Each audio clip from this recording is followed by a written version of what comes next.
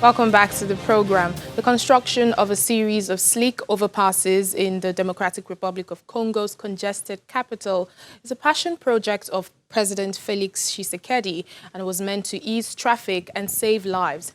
Instead, more than a year after their inauguration, the Sorte du Mouton, French for sheep jumps, are mostly half-built due to the delays mobilizing funds, snarling traffic and ensnaring the government in accusations of graft.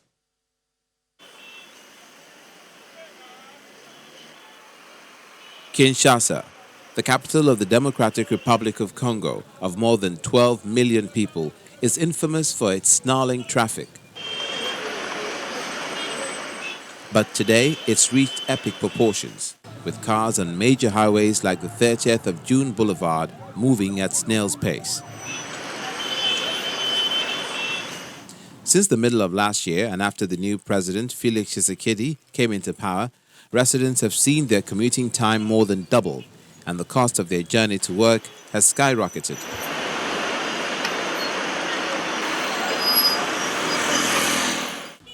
The president had envisioned a series of sleek roadways above the capital Kinshasa's congested boulevards that will strike a bold first impression after he took over from his long-serving predecessor, Joseph Kabila.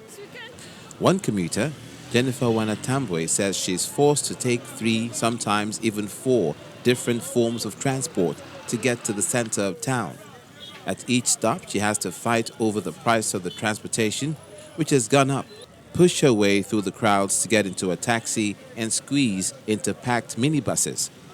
Sorte du Mouton affected our lives because right now I would have took the taxi cab from here up to Magazine, but I cannot because of the jam, traffic jam. I just took the motorbike. You can see now it's even expensive. Before it was 1,000 to reach at Magazine, but right now it's 1,500. Now I can pay 1,500, and that's a lot of money actually. Watchdog groups complain that none of the projects in the $304 million program for the president's first 100 days, which included roads, bridges, and social housing, were approved by Parliament in the 2019 budget. Firstly, we have to stop disbursing funds for the projects until our recommendation is considered. We have recommended to the Prime Minister that nothing is disbursed until a serious audit is carried out on the projects, because at this rate, we would reach 100 million francs in no time at all. In his State of the Nation address in December last year, the president spoke of his merciless struggle against corruption and revenue leakage. On his watch, however, Congo has reportedly slid 7 places in Transparency International's Corruption Perception Index.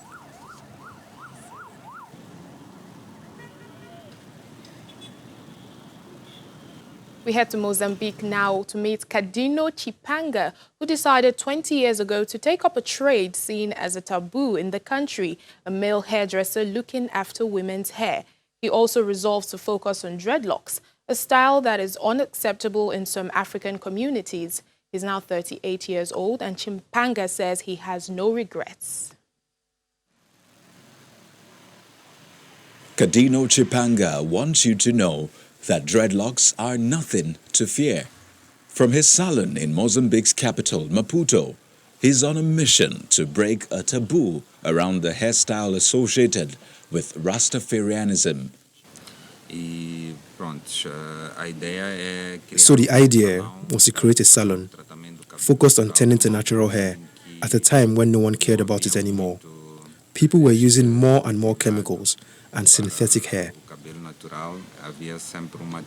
Chipanga is not Rastafarian himself, but dreadlocks are often associated with a religion. But in some African communities, it's an unacceptable style. Rastas have at times been persecuted by African governments, their use of marijuana used as a pretext to lock them up, and children have been denied access to education because of their dreadlocks. But attitudes are starting to change. Last month in neighboring Malawi, the High Court ruled that everyone has the right to an education without discrimination and that banning dreadlocks was unconstitutional. One of Chipanga's customers, Felicidad Langa, says Mozambicans are also becoming more accepting. It's true. In old times when we saw a person with dreads, we thought they were strange and an aberration. They looked like strange people to us. But after a while, we realized that they were normal people like us, and now we also wear dreads. Chipanga now has 3 salons in Maputo and also makes a range of hair products, including a shampoo using a plant called lelo, or devil's thorn, which was used by his mother and grandmother. Well, there's been a lot of superstition surrounding dreadlocks, and to discuss more on this, we have joining us Emmanuel Onwegbu. He's a hairstylist and the CEO of Gifted Hands. Thank you so much for speaking to us on the program. Hello, good afternoon. My name is Emmanuel. Good afternoon. There's still a lot of superstition surrounding dreadlocks. Here in Nigeria, it is called dada, especially when it grows from childhood. Now, it's become a fashion statement, and people who naturally don't have it are locking their hair. What has changed? How did we get to this season in fashion history? Well, like every other hairstyle, dreadlock is a trend. And as time goes by, people begin to like the fashion and go for it like the way other hairstyles are. Yeah, but how does it even happen? Are people really born with dreadlocks? Yeah, some people are actually born with dreadlocks. If the hair starts to grow to a certain length, to start locking by itself. Some people are born with dreadlock, yeah.